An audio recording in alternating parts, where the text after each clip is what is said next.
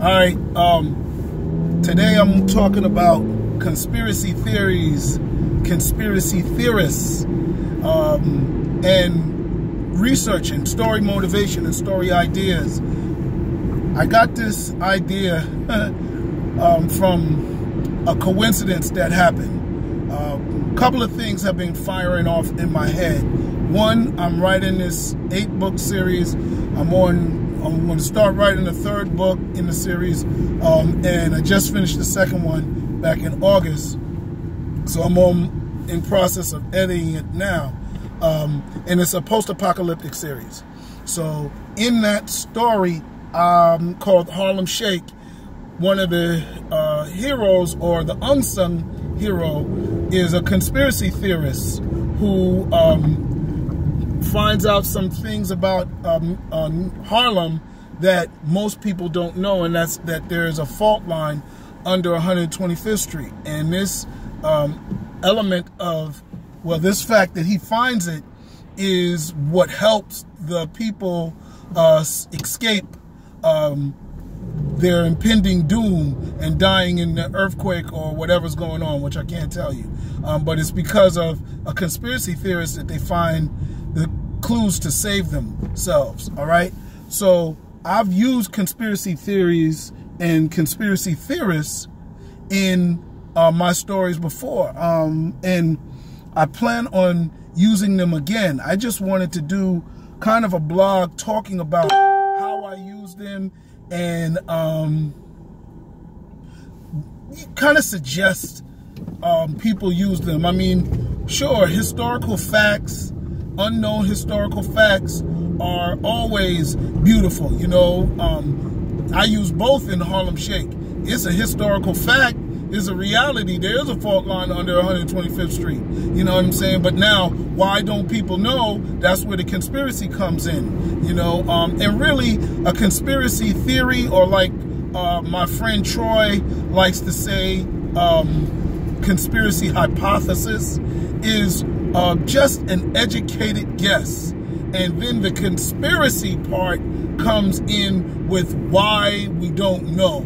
You understand? So there's archaeologists make educated guesses all the time. You understand? But they don't apply conspiracy elements to it. So, like, black people have been victimized by the government and by white people historically in America.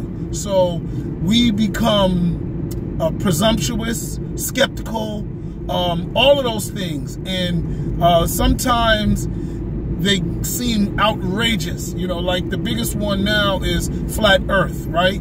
It isn't even grounded in any type of hard physical evidence. That's why people can't argue a flat earther down. And why do they take root in conspiracy theorists, or people who always think the government is out to get them, the white man is out to get them? Because it is 99% grounded in conspiracy theory.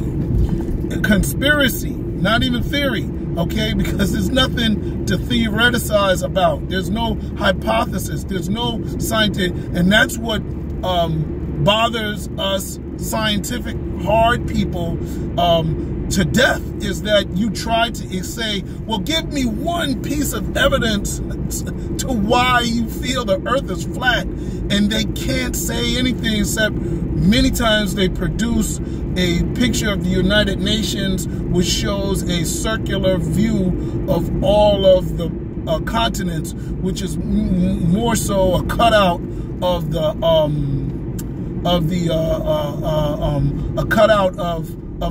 a globe. You know what I'm saying? But my theory is that they did it just to show all of the planets on a flat picture, as opposed to doing it on a flat map that was linear and horizontal. So they tried to show circular and inclusive. That would have been my pitch. But a conspiracy theorist is going to believe, you know, that's a real portrayal of the earth.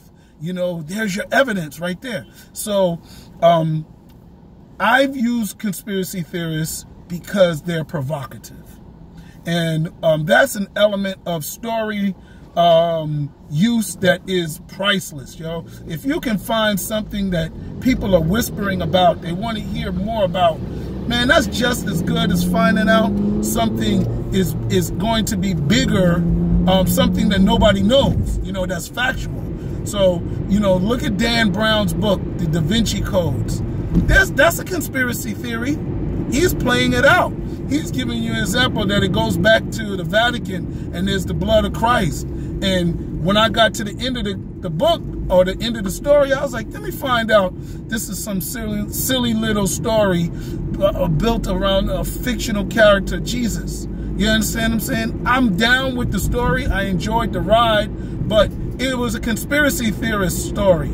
So my question to writers of color, you know, I'm always hard. I'm a black sci-fi writer. I'm a black writer who writes science fiction. So I want to speculate from the black mind. I'm unapologetic with that because it's still science fiction. It's the future of science fiction in the sense that we've played out a lot of the white speculations. So now we got to go to some people of color speculations, and I'm a person of color, so I'm writing what I think is the future of sci-fi. No justification, because I would do it anyway.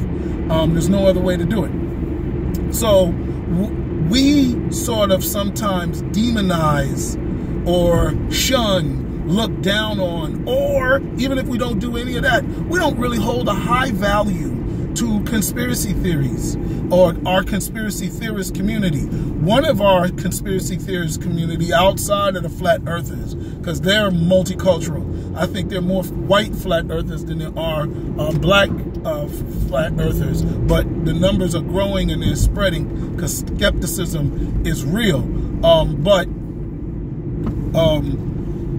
our conspiracy community comes from, you know, if you ever, I hate to say it, if you ever walk through the streets of New York, you'll see the Hebrew Israelites. They're standing on the corner challenging people with their conspiracy theories.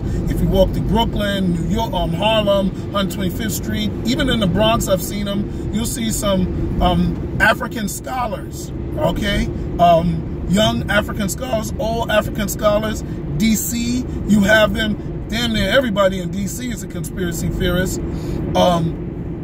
You have those people who pride African history, you know, and they'll say, you know, Columbus didn't discover America. That was a conspiracy theorist a conspiracy theory when I was in high school in 85, 84, 83. Those were my high school years. But by the time I graduated college, it was fact. It was known. And now that theory spread like a rumor. And, you know, a lot of people try to diss conspiracy theories, or I like to say small fact speculators. That's probably a better way to say it. I probably will forget that term by the time I finish this blog. But small fact speculators are responsible for a lot of what we know now and a lot of the direction that we go to study. Now we have the internet. You know, we call these small fact speculators, sometimes we call them hoteps. You know, not me, us as a people, we shun on them. I don't shun them because I'm a damn hotep myself, you know, or whatever a hotep is called. But, you know, these small fact speculators or small idea speculators, because they don't even have to have a fact, right? But they speculate about it, are beautiful, because that's what we need to do as sci-fi writers. We need to start speculating more. We need to start taking facts, whether they're small or large, and start to blow them up and expand a whole world around it. I want to actually try to figure out the tenets of flat Earth and write the first small flat Earth novel. I want to write a novel inside a flat Earth universe. We actually did something like that in the anthology The City by MV Media. Shout out to Milton Davis for putting that together. I'm gonna say Balagoon, but he may not have been a part of it, but they are such a dynamic duo that I think, you know, he may, and Penelope, they're cool people at State of Black Science 5, Blacktasticon, but they put together a book called The City, and It's very much, it could actually mask itself as a flat earth. I know my story dealt with it, and some of the other stories, they don't deal with the parameters of the planet, but the planet is very much, could be symbolized, you know, come similar to a flat earth universe. But I'm going to get to this, and I know it's taking me over time, but there's another, I guess, conspiracy theorist or small idea speculator, Tariq Nasheed.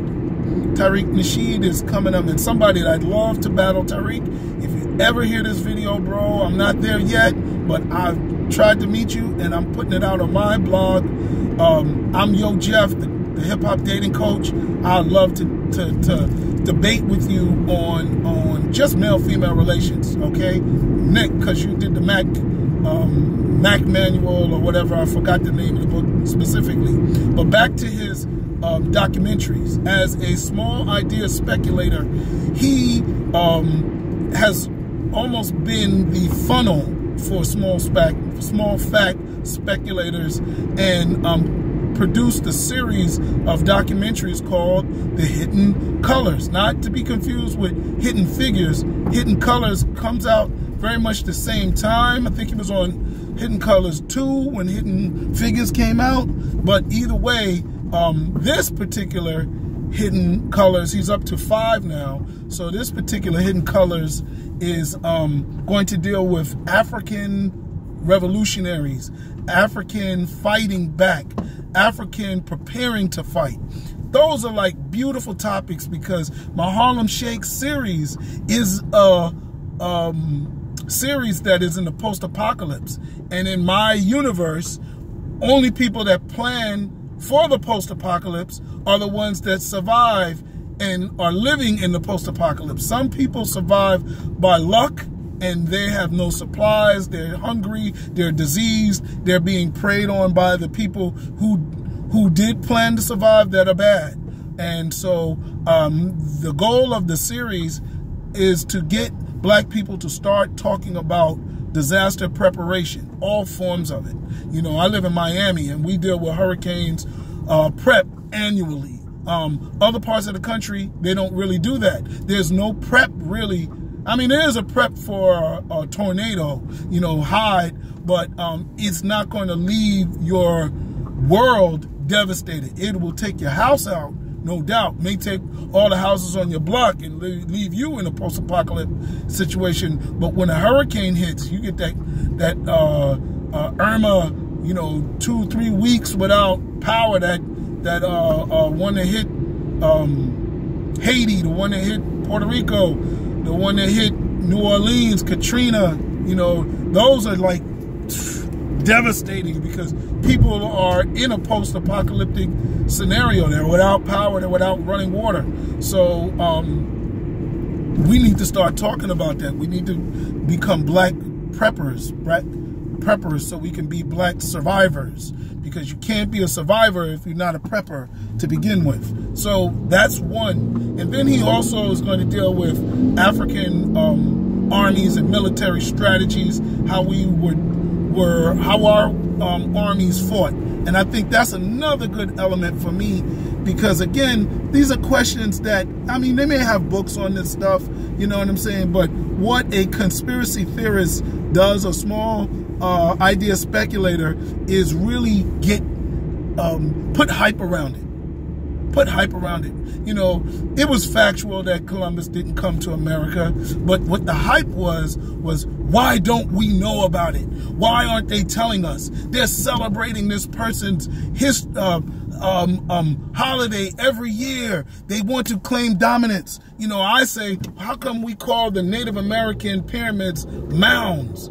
And most people didn't know they had pyramid-structured buildings, because the way we learned about Native Americans was that they lived in teepees. They were migrant people. They didn't have a civilization. They didn't have a god. And then if you build a pyramid similar to the ones in Egypt, now that's mathematics. That's high culture. That's structure. You know, and they had civilizations here in northern Florida and South Georgia that had 1 million people. That's fact.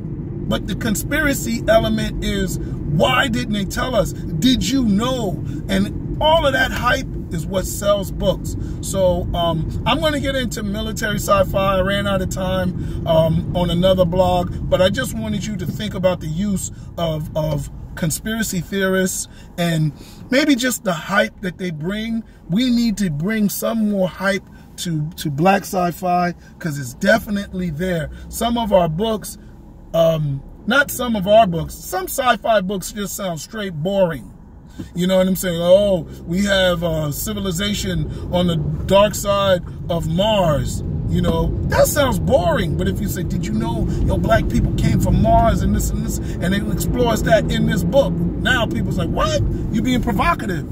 You understand what I'm saying? So definitely think about that. I'm going to talk to you later. Peace. This is a long blog.